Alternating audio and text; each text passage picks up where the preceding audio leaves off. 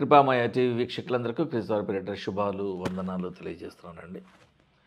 మోషే వంటి ప్రవక్త అనేటువంటి ఒక మాట ఉన్నది. ఆ మోషే వంటి ప్రవక్త ఎవరో మనకు తెలియాలి. ద్వితీయోపదేశకాండము 18వ అధ్యాయము 18, 19 వచనాల్లో ఉన్నటువంటి సందర్భాన్ని ఒకసారి చదివి వినిపిస్తాను వినండి. వారి సహోదరులలో నుండి నీ వంటి ప్రవక్తను అనగా మోషే వంటి ప్రవక్తను వారి కొరకు అనగా ఇశ్రాయేలీయుల కొరకు పుట్టించెదను అని దేవుడు మాట్లాడుతున్నాడు. అతని నోట నా మాటలను ఉంచెదను. ఎవరి నోట? మోషే వంటి ప్రవక్త పుట్టబోతున్నాడు కదా, అతని మాట. నేను అతనికి ఆజ్ఞాపించినది సమస్తమును అతడు వారితో చెప్పును. అతడు నా నామమున చెప్పు నా మాటలను, నా నామమున చెప్పు మాటలను, మీరు అండర్లైన్ చేసుకోవాలి మాటలు. అతడు నా నామమున చెప్పు నా మాటలు వినని వానిని ఎవడైతే వినడో ఆ వినని వానిని గూర్చి విచారణ చేసేదని అంటున్నాడు. అనగా ఆజ్ఞాపింపబడిన దాని గురించి అని అర్థం. దాని గురించి అన్నప్పుడు ఆజ్ఞాపింపబడిన దానిని గురించి నేను ఏదైతే చేయమని చెప్పానో, నేను చెయ్యమని చెప్పినది చేయకపోతే పాపము, చెయ్యవద్దు అని ఆజ్ఞగా ఇవ్వబడినది చేస్తే కూడా పాపమే. అయితే మోషే వంటి ప్రవక్త ఎవరు అనేది $1 మిలియన్ ప్రశ్న. ఈ ప్రశ్నకు సమాధానం మనకు తెలియాలంటే మోషే గురించి కొన్ని వాస్తవాలు మనకు తెలియాలి. మోషే అనేటువంటి పేరుకి అంటే మోషే అనే పేరుకున్నటువంటి సంక్షిప్త నామము ఏంటి అంటే కష్టాలు, హార్డ్షిప్. ఈ సంక్షిప్త నామమును ఇంగ్లీష్లో యాక్రోనిమ్ అంటారు. మోషే అంటేనే కష్టాలు. కష్టపెట్టేవాడు కాదు, కష్టాలు పడేవాడు. కష్టపెడుతున్న వారిని, నష్టపెడుతున్న వారిని కూడా సహించి భరించేవాడు. తప్పులు చేస్తున్న, పాపములు చేస్తున్న, అతిక్రమములు చేస్తున్నటువంటి దోషపూరితమైనటువంటి జీవితాన్ని గడుపుతున్న ఇశ్రాయేలీల ప్రజల అందరి తరపున దేవునికి మొరపెట్టేవాడు. దేవా, నీ పిల్లలే కదా, నీ స్వరూపంలో చేయబడిన పిల్లలే కదా, నువ్వు సృష్టించుకున్న పిల్లలే కదా, నువ్వు కావాలని చేసుకున్న పిల్లలే కదా, వారిని నశింపచేస్తావా? పోనీలేదేవా, ఈసారికి వారు తెలియక తప్పు చేశారని వారి తరపున యేసుక్రీస్తు వారు కూడా మనుషుల పాపముల తరపున ఆయన మన దోష శిక్షను భరించాడు. మీరు కొన్ని సారూప్యతలు ఉన్నాయి, వీటిని మీరు బాగా గమనించాలి. ఈ సిమిలారిటీస్ని బాగా గమనించాలి. మోషే వంటి ప్రవక్త మరెవరో కాదు, యేసుక్రీస్తు ప్రభువే అనే విషయం మీకు తెలియాలి. మోషేకు ఉన్నటువంటి కొన్ని క్యారెక్టరిస్టిక్స్, గుణగణాలు ఏంటి అంటే, మోషే సాత్వికుడు, మీక్ పర్సన్, చాలా జెంటల్. మోషే దేవుని యొక్క నమ్మకమైన ప్రతినిధి. మోషే దేవుని ఇల్లంతటిలో నమ్మకమైన వాడు, దేవునికి అందుబాటులో ఉండేటువంటి ఒక మంచి వ్యక్తి. మీకు ఒక ఇమేజ్ చూపిస్తాను చూడండి. ఇక్కడ ఉన్నటువంటి ఈ విషయాలన్నీ కూడా మీకు క్లుప్తంగా వివరించే ప్రయత్నం చేస్తాను. Baby Jesus versus baby Moses. మత్తయి సువార్త ప్రకారము మీకు కొన్ని విషయాలు చెప్తాను చూడండి. ఇక్కడ మోసెస్ లెఫ్ట్లో ఉన్నటువంటి వాటికి సంబంధించిన వాడు, యేసుక్రీస్తు ప్రభు ఈ రైట్ సైడ్లో రాసినటువంటి ఇన్ఫర్మేషన్కి సంబంధించిన వాడు. ఇక్కడ లెఫ్ట్లో మీకు కొన్ని పాయింట్స్ కనిపిస్తున్నాయి చూడండి. ఒకటి థ్రెట్, బెదిరింపు. రెండవది ప్లాట్, కుట్ర. మూడవది రెస్పాన్స్, దేవుని దగ్గర నుంచి వచ్చినటువంటి ఒక రెస్పాన్స్. అది ఎస్కేప్ అనగా అక్కడి నుంచి వాళ్ళు పారిపోవడము, రిటర్న్ తిరిగి రావడము. అయితే ఎవరు ఎలా చేశారు, మోషే ఎలా చేశారు, యేసుక్రీస్తు ప్రభు వారు ఎలా చేశారు అనే విషయం గురించి మనకు తెలియాలి. మోషేకు సంబంధించిన సమాచారం అంతా కూడా నిర్గమకాండము 1-2 అధ్యాయాలలో ఉన్నది. యేసుక్రీస్తు ప్రభు వారి గురించిన సమాచారం అంతా కూడా మత్తయి సువార్త 1-2 అధ్యాయాలలో ఉన్నది. అక్కడ 1-2 అధ్యాయాలే, ఇక్కడ కూడా 1-2 అధ్యాయాలే. మోషే గారి గురించి నిర్గమకాండంలో ఉన్నది, మత్తయి సువార్తలో యేసు ప్రభు వారి గురించి వ్రాయబడింది. మొదటగా మీరు చూసుకుంటే ఫరోని హెచ్చరించి ఇశ్రాయేలీల జనాంగం అంతటిని కూడా పంపించాలి, పంపించకపోతే దేవుని ఉగ్రత పాత్రల నుండి నువ్వు తాగవలసి వస్తుంది అని మోషే ఐగుప్తు రాజైనటువంటి ఫరోని హెచ్చరిస్తాడు. యేసుక్రీస్తు వారి విషయంలో చూస్తే హేరోదు రాజు మెస్సియా అనగా యేసుక్రీస్తు ప్రభు వారి జన్మ విషయమై భయపడి, కంగారు పడి పిల్లలందరినీ చంపించేస్తాడు. అనగా యేసుక్రీస్తు పుట్టుకను గురించి భయపడి విభ్రాంతి నొందిన వ్యక్తిగా హేరోదు కనిపిస్తున్నాడు. అలాగే ఇశ్రాయేలీయుల జనాంగం అంతటిని కూడా చూసి వారు ఆరాధిస్తున్నటువంటి యెహోవా దేవుని విషయమై భయభ్రాంతులకు గురైనటువంటి ఫరో కూడా ఇక్కడ కనిపిస్తున్నాడు. అక్కడ ఫరో, ఇక్కడ హేరోదు. తర్వాత మోషే గారి కాలంలో ఇశ్రాయేలీల జనాంగములో ఉన్నటువంటి వారి కుటుంబంలో ఉన్నటువంటి ప్రథమ సంతానముగా ఉంటున్నటువంటి పిల్లవాడిని కాపాడుకునే నిమిత్తమై వారు ఒక మేకను కానీ ఒక గొర్రె పిల్లను కానీ వధించి ఆ రక్తాన్ని వాళ్ళు కలెక్ట్ చేసుకొని గుమ్మములకు రాయమని చెప్పని దేవుడు ఒక ఆజ్ఞను ఇవ్వడం జరుగుతుంది. ఆ నిలువుగా అడ్డముగా ఆ గుమ్మములకు రాసినప్పుడు ఆ రక్తము వారి కుటుంబంలో ఉన్నటువంటి ప్రథమ సంతానంలో కాపాడుతుంది అని దేవుడు సెలవడం జరిగింది. కాబట్టి ఇక్కడ నిర్గమకాండంలో దేవుడు ఇశ్రాయేలీల జనాంగములో ఉన్నటువంటి ప్రథమ సంతానమును తప్ప ఐగుప్తు దేశములో ఫరో కుటుంబములో ఉన్నటువంటి ప్రథమ సంతానం అంతటిని కూడా చంపేయడం జరుగుతుంది. ఇదే సంఘటనను మనము యేసుక్రీస్తు వారి జీవితంలో చూసుకుంటే మత్తయి సువార్త మొదటి 2 అధ్యాయాలలో మీరు క్షుణ్ణంగా చదవగలిగితే హేరోదు యేసుక్రీస్తు అనగా ఒక రాజు పుట్టబోతున్నాడు అని తెలియగానే ఇతను యూదులకు రాజు, యూదయ దేశానికి రాజు, ఇశ్రాయేల్ దేశానికి రాజు, మరి ఇతను రాజు అయితే మరి నేనేం కావాలి, మరి నా సింహాసనం ఏం కావాలి, నా అధికారం ఏం కావాలి అనే ఉద్దేశం విషయమై బహుశా భయపడి 2 సంవత్సరాల వయసు లోపల ఉన్నటువంటి మగపిల్లలందరినీ కూడా చంపేయడం జరుగుతుంది. ఆ రోజు మోషే గారి కాలంలో కూడా ప్రథమ సంతానంగా ఉన్నటువంటి మగపిల్లలందరినీ దేవుడు చంపేశాడు. యేసుక్రీస్తు వారిని చంపాలనే ఉద్దేశంతో పసి బాలుడుగా ఉన్నటువంటి పరిస్థితుల్లో నుండి అప్పటికి వీళ్ళు ఐగుప్తుకు వెళ్ళిపోతారు. అక్కడ ఉండరు, నజరేతులో ఉండరు, గలిలయలో ఉండరు. అప్పుడు 2 సంవత్సరాల వయసు లోపల ఉన్నటువంటి పిల్లలందరినీ కూడా చంపేయడం జరుగుతుంది. ఇక మూడవదిగా మంత్రసానులు మోషే గారి కాలంలో హెబ్రీ స్త్రీలు చాలా చురుకైన వారు. వాళ్ళ పిల్లల్ని కనకుండా వాళ్ళని చూసుకునే లోపలే వాళ్ళ పిల్లల్ని కనేసి వాళ్ళు అక్కడి నుంచి వెళ్ళిపోవడం జరుగుతుంది. చాలా చురుకైన వారు హెబ్రీ స్త్రీలు అనేటువంటి మాట అక్కడ మనకు కనిపిస్తుంది. మరి ఇక్కడ యూదులు వారి సంతానమును కాపాడుకున్న ప్రయత్నం అక్కడ చేశారు. That is how they responded to the situation. అదే యేసుక్రీస్తు వారి కాలంలో 3 జ్ఞానులు వస్తారు.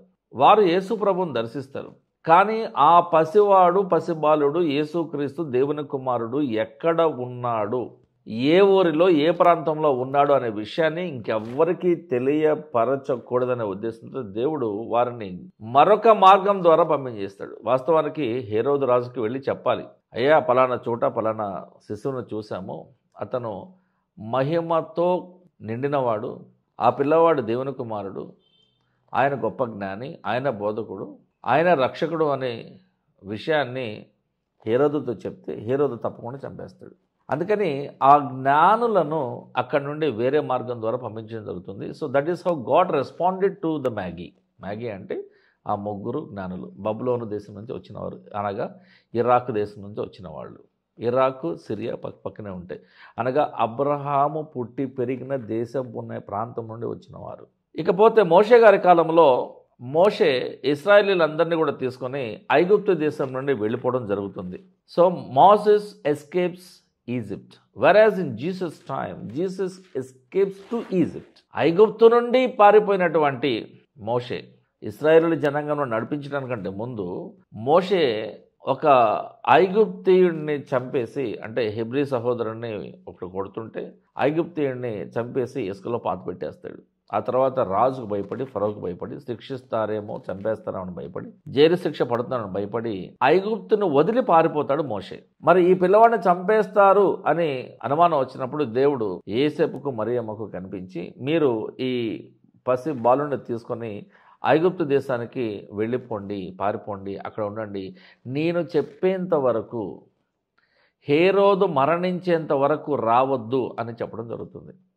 అంటే మోషే ఐగుప్తును వదిలి పారిపోయాడు, కానీ యేసు ప్రభు వారిని తల్లిదండ్రులు ఐగుప్తుకు తీసుకుని వెళ్ళారు. అనగా వీళ్ళు ఐగుప్తులోనికి పారిపోయారు, మోషే ఐగుప్తులో నుండి పారిపోయాడు. ఇకపోతే రిటర్న్ అనే విషయం గురించి మాట్లాడితే చివరిగా మోషే ఒక హెబ్రీ సహోదరుణ్ణి కాపాడే విషయమై ఒక ఐగుప్తీయుడిని చంపడము, ఇసుకలో పాతి పెట్టడము, ఈ విషయం ఫరోకు తెలుస్తుందేమో అని భయపడి పారిపోవడము, మిద్యాను అరణ్యంలోకి వెళ్ళిపోవడము, అక్కడ ఇత్రో అనేటువంటి ఒక వ్యక్తి కూతుర్ని కలవడము, ఆ పిల్లతో అతనికి పెళ్ళవడము, ఆ సిప్పోరా ఇతనికి 2 కుమారులను కనడము, అటు తర్వాత అరణ్యములో గొర్రెల మందను కాస్తున్నటువంటి మోషే గారికి ఒక మండుచున్న పొదలో అగ్ని కనపడము, ఈ అగ్ని కాలుతుంది కానీ ఆ పొద ఎలాగ మండిపోవడం లేదని జిగుప్సాకరమైనటువంటి ఒక సంఘటనలో, ఒక సందిగ్ధంగా మారిన పరిస్థితిలో మోషే గారు ముందుకు వెళ్ళే ప్రయత్నం చేస్తాడు. ఇది పరిశుద్ధమైన స్థలము, నీ చెప్పులు ఇడిచి దగ్గరికి రా అని చెప్పని ఒక స్వరం వినపడుతుంది. అది మరెవరిదో కాదు, దేవుని స్వరమే అని గుర్తెరిగినటువంటి మోషే గారు చాలా భయపడతాడు.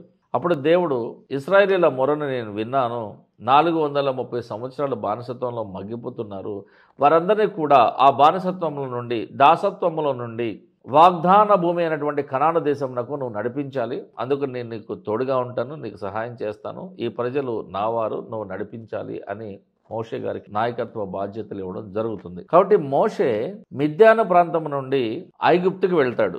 ఇశ్రాయేలీయుల జనాంగమును కాపాడడానికి మరలా తిరిగి ఐగుప్తుకి వెళ్ళాడు మోషే. అదే యేసుక్రీస్తు వారు పెరిగి కొంచెం పెద్దగైన తర్వాత, ఈ లోపల హేరోదు రాజు చనిపోయాడు అని తెలిసిన తర్వాత, తన ప్రజలైనటువంటి యూదులను రక్షించడానికి ఐగుప్తు దేశం నుండి తల్లిదండ్రులతో యూదయ దేశానికి అనగా ఇశ్రాయేల్ దేశానికి తిరిగి వచ్చినాడు యేసుక్రీస్తు ప్రభువారు. మొత్తం మీద ఆ రోజున ఇశ్రాయేలీలందరినీ కూడా రక్షించడానికి మోషేని ఏర్పాటు చేయడం జరిగింది దేవుడు. ఆ తర్వాత అదే యూదులను ఆత్మీయంగా రక్షించడానికి యేసుక్రీస్తు వారిని పంపించాడు దేవుడు. శారీరకంగా ఉన్నటువంటి వారిని రక్షించడానికి మోషే, ఆత్మీయ రక్షణ ఇవ్వడానికి యేసుక్రీస్తు. చూడండి, ఈ సారూప్యతలను మీరు గమనించాలి. కాబట్టి మోషే వంటి ప్రవక్త ఎవరు అంటే ఇప్పుడు యేసుక్రీస్తు ప్రభువే అని మీకు అర్థమైపోయింది. ద్వితీయోపదేశకాండము 18వ అధ్యాయము 16వ వచనంలో, నీ దేవుడైన యెహోవా నీ మధ్యను నా వంటి ప్రవక్తను నీ సహోదరులలో నీ కొరకు పుట్టించును, ఆయన మాట నీవు వినవలెను. ఆ మోషే వంటి ప్రవక్త ఎవరు అంటే, మరలా చెప్తున్నాను, యేసుక్రీస్తు ప్రభువే. యోహాను గారు రాసినటువంటి సువార్త 1వ అధ్యాయము 21వ వచనంలో, నీవెవరు అని యేసుక్రీస్తును కొన్ని ప్రశ్నలు అడుగుతున్నారు. నీవు ఏలియావా అని అనగా క్రీస్తు మాట్లాడుతూ, నేను అతనిని కాను అని సమాధానం ఇచ్చినాడు. మరికొంతమంది నీవు బాప్తిసం ఇచ్చి యోహానువా అని అడిగారు, కాదు అని సమాధానం ఇచ్చినాడు. మరి నీవు దేవుని కుమారుడువా అన్నప్పుడు నీవన్నట్టే అని అన్నాడు. అంటే అవును అనే అర్థం.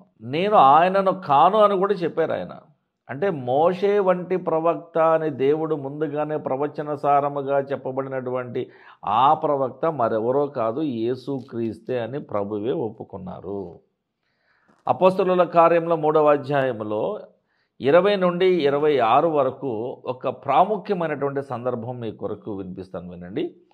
పేతురు మాట్లాడుతున్నాడండి. ఇక్కడ పేతురు గారు మాట్లాడుతూ, మీ కొరకు నియమించిన యేసుక్రీస్తును, క్రీస్తు యేసును అని ఉంటుంది, ఆయన పంపునట్లును మీ పాపములు తుడిచివేయబడు నిమిత్తమును మారు మనస్సు పొంది దేవుని వైపు తిరగండి. ప్రతి దానికి కూడా కుదురుబాటు కాలములో వచ్చునని దేవుడు ఆది నుండి, మొదటి నుండి, సృష్టి ఆరంభము నుండి తన పరిశుద్ధ ప్రవక్తల నోట పలికించెను. ఎవరి నోట పడితే వారి నోట కాదు, పరిశుద్ధ ప్రవక్తల నోట. ఆయన ఎంతమందిని తనకు ప్రవక్తలుగా, తన నోటి బూరగా ఉండడానికి ఏర్పాటు చేసుకున్నాడో వారి నోటి ద్వారా మాత్రమే కొన్ని మాటలను పలికించడం జరిగింది. అంతవరకు యేసు పరలోక నివాసి అయి ఉండుట ఆవశ్యకము, అంటే తప్పనిసరి. మోషే ఇలా అన్నాడు అని మాట్లాడుతూ, గుర్తు చేస్తూ, ప్రభు అయిన దేవుడు నా వంటి ఒక ప్రవర్తన మీ సహోదరులలో నుండి మీ కొరకు పుట్టిస్తాడు. ఆయన మీతో ఏమి చెప్పినానో అన్ని విషయములలో మీరు ఆయన మాట వినవలెను. ఈ ఆయన మాట ఎవరు? క్రీస్తు మాట. ఆ ప్రవక్త మాట విననివాడు, యేసుక్రీస్తు మాటను విననివాడు, యేసుక్రీస్తు బోధని నమ్మనివాడు, సువార్తను నమ్మనివాడు, విశ్వసింపనివాడు ప్రజలలో ఉండకుండా సర్వనాశనం అయిపోతాడు, నరకంలో కాలిపోతాడు. సమూయేలు మొదలుకొని ఎందరు ప్రవక్తలు ప్రవచించినారో వారందరూ ఈ రక్షణ దినమును గూర్చి ప్రకటించారు. ఆ ప్రవక్తలకును దేవుడు అబ్రహాముతో నీ సంతానమందు ఈ భూలోక వంశములని ఆశీర్వదింపబడినని చెప్పి మీ పితరులతో చేసిన నిబంధనకును మీరు వారసులై ఉన్నారు. దేవుడు తన సేవకుని పుట్టించి మీలో ప్రతి వానిని వాని దుష్టత్వము నుండి మళ్లించుట వలన మిమ్మును ఆశీర్వదించుటకు ఆయనను మొదట మీ దగ్గరకు పంపించాడు అని పేతురు గారు యూదులతో మాట్లాడుతూ, యెరూషలేములో ఉన్న యూదులతో మాట్లాడుతూ, ఒరే అబ్బాయిలు, దేవుడు ఇన్ని దేశాలలో ఉన్నటువంటి పరిస్థితులను పక్కన పెట్టి చిన్న దేశమైన, చిన్న జనమైన, చిన్న మంద అయినా మీ మధ్యలోనే, మీ జాతిలోనే, మీ డిఎన్ఏలోనే, మీ రక్తం పంచుకుని పుట్టినటువంటి వ్యక్తిగా యేసు ప్రభు ఎందుకు పుట్టవలసి వచ్చింది? ఎందుకు దేవుడు మీ మధ్యన ఆ ప్రవక్తను ఎందుకు పుట్టించాడు? ఈ యేసు ప్రభుని ఎందుకు పుట్టించాడు? ఎందుకంటే మోషే ద్వారా ప్రామిస్ చేశాడు, నా వంటి ప్రవక్త అనగా మోషే వంటి ప్రవక్తను నేను పుట్టిస్తాను అన్నాడు కదా, మీ మధ్యలోనే అన్నాడు కదా, మీ కొరకే అన్నాడు కదా, మీ దేశంలోనే అన్నాడు కదా, మీ డిఎన్ఏ నుండి అన్నాడు కదా, ఆయన ఈయనే. యోహాను సువార్త 1వ అధ్యాయము 18వ వచనంలో, ఎవడునూ ఎప్పుడైనాను దేవునిని చూడలేదు, తండ్రి రొమ్మున ఉన్న అద్వితీయ కుమారుడే అనగా ఒక్కడైనటువంటి కుమారుడే అనగా యేసుక్రీస్తే తండ్రిని బయలుపరిచినాడు. మరి కుమారుణ్ణి బయలుపరిచింది ఎవరు? తండ్రి. నేనును తండ్రియును ఏకమై ఉన్నాము అని చెప్పింది ఎవరు? యేసు ప్రభువే. అనగా యెహోవా దేవుడు తనను తాను తగ్గించుకొని నరావతారిగా వస్తే ఆయనే యేసుక్రీస్తు. కాబట్టి యెహోవాయే యేసుక్రీస్తు, యేసుక్రీస్తే యెహోవా దేవుడు. మరి ఇద్దరము ఏకమై ఉన్నామన్నప్పుడు father and I are one ఇంగ్లీష్లో ఉన్నది. వన్ అంటే ఒకటే కదా, ఒక్కరనే కదా అర్థం. హెబ్రీ సంఘానికి పౌలు గారు రాస్తూ 1వ అధ్యాయంలో 1-2 వచనాలలో కొన్ని ప్రాముఖ్యమైన విషయాలు రాస్తూ ఉన్నాడు. పూర్వకాలమందు నానా సమయములలోనూ నానా విధములుగాను ప్రవక్తల ద్వారా మన పితరులతో మాట్లాడిన దేవుడు ఈ దినముల అంతమందు తన కుమారుని ద్వారా మనతో మాట్లాడాడు. ఆయన ఆ కుమారుని అనగా క్రీస్తును సమస్తమునకును, ఈ సృష్టిలో ఉన్న సమస్తమునకును ప్రతి దాని మీద అధికారమును ఇచ్చి వారసునిగా నియమించాడు. ఆయన ద్వారా ప్రపంచములను నిర్మించను అనగా మన కంటికి కనపడుతున్న ఈ సృష్టి అంతటిని కూడా నియమించాడు. ప్రకటన గ్రంథము 1వ అధ్యాయం 3వ వచనంలో, సమయము సమీపించినది కనుక ఈ ప్రవచన వాక్యములు చదువువాడును వాటిని విని ఇందులో వ్రాయబడిన సంగతులను గైకొను వారు కూడా ధన్యులు. యోహాను సువార్త 6:47లో, విశ్వసించేవాడే నిత్య జీవము కలవాడు. యేసుక్రీస్తు బోధని నమ్మి విశ్వసించేవాడే, యేసుక్రీస్తును నమ్ముకుని బ్రతుకుతున్న వాడు మాత్రమే నిత్య జీవము కలవాడు. యెషయా గ్రంథము 28:16లో, ప్రభువగు యెహోవా ఇలా సెలవిస్తూ ఉన్నాడు, సీయోనులో పునాదిగా రాతిని వేసిన వాడను నేనే, అది పరిశోధింపబడిన రాయి, అమూల్యమైన తలరాయి, బహుస్థిరమైన పునాది అయిన మూలరాయి ఉన్నది.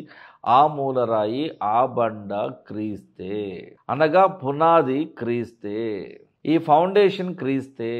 ఆ పునాది మీద మాత్రమే సంఘము కట్టబడుతున్నది. సంఘములు అనలేదండి ప్రభువు, సంఘము అన్నారు ఆయన.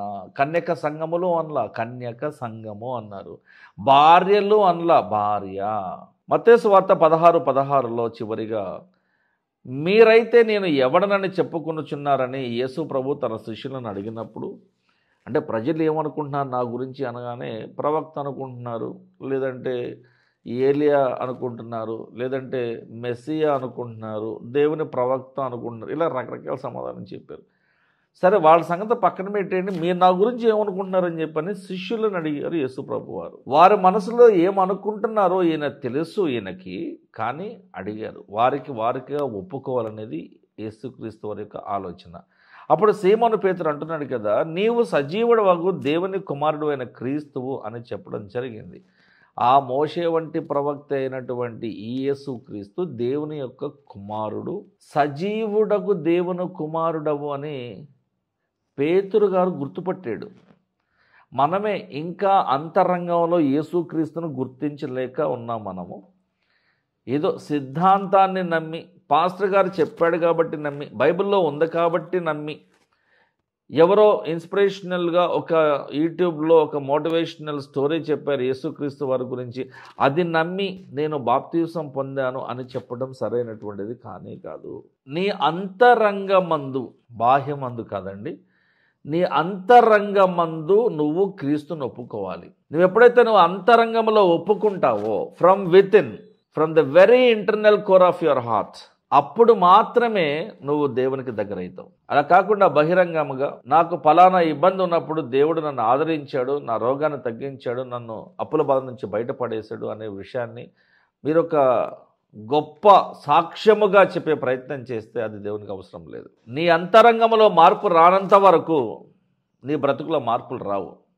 తప్పు చేస్తున్నావు, డిలీట్ చేస్తున్నావు, మళ్ళీ తప్పు చేస్తున్నావు, డిలీట్ చేస్తున్నావు, మళ్ళీ తప్పు చేస్తున్నావు, డిలీట్ చేస్తున్నావు. నువ్వు డిలీట్ చేసిన పక్కనోడికి ఎవరికి తెలియదు, కానీ నీ మనసుకు తెలుసు, నీ అంతరాత్మకు తెలుసు, నీ మనసాక్షికి తెలుసు, నీ అంతరంగానికి తెలుసు, నీ అంతరంగ పురుషునికి తెలుసు. నీ అంతరంగ స్వభావము మారాలి దేవుడు అంటున్నాడు కదా, అది మారాలంటున్నాడు. హృదయము అన్నిటికంటే మోసకరమైనది, దానికి భయంకరమైన వ్యాధి ఉన్నది, దానిని గ్రహింపగలవాడు ఎవడు అనే ప్రశ్న ఇర్మియా గారి గ్రంథంలో కనిపిస్తుంది కదా. మోషే వంటి ప్రవక్త యేసుక్రీస్తే. మోషే నడిపించాడు, యేసుక్రీస్తు వారు ఈ పాపం నుంచి మనల్ని విడిపించాడు. అది గొప్ప సారూప్యత.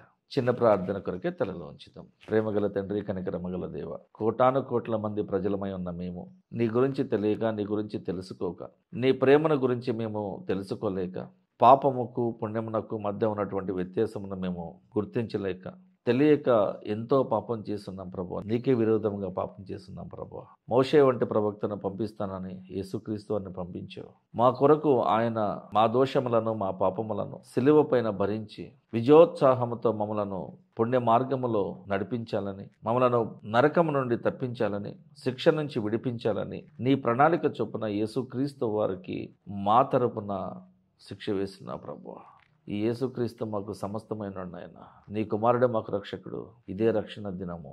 ఇంతమంది ఇంకా మారు మనసు పొందలేదో వారందరూ మారు మనసు పొందేలాగా వారు సహాయం చేయండి. ఈ కార్యక్రమాన్ని వీక్షిస్తున్న ప్రతి ఒక్కరి అవసరం మీకు తెలిసి ఉన్నది ప్రభువా. ఏదో నామ మాత్రము ప్రసంగము విని క్రమశిక్షణ లేని క్రైస్తవుల వలె ప్రసంగము విన్నంతసేపు భక్తిపరంగా ఉండి ప్రసంగం అయిపోయిన పావుగంటకే ఆ భక్తి తగ్గిపోతే, ఆ విశ్వాసం సన్నగిల్లిపోతే మేము నీకు నచ్చే క్రైస్తవులం కాం ప్రభువా. నీ వారమైతే కాలేము నాయన.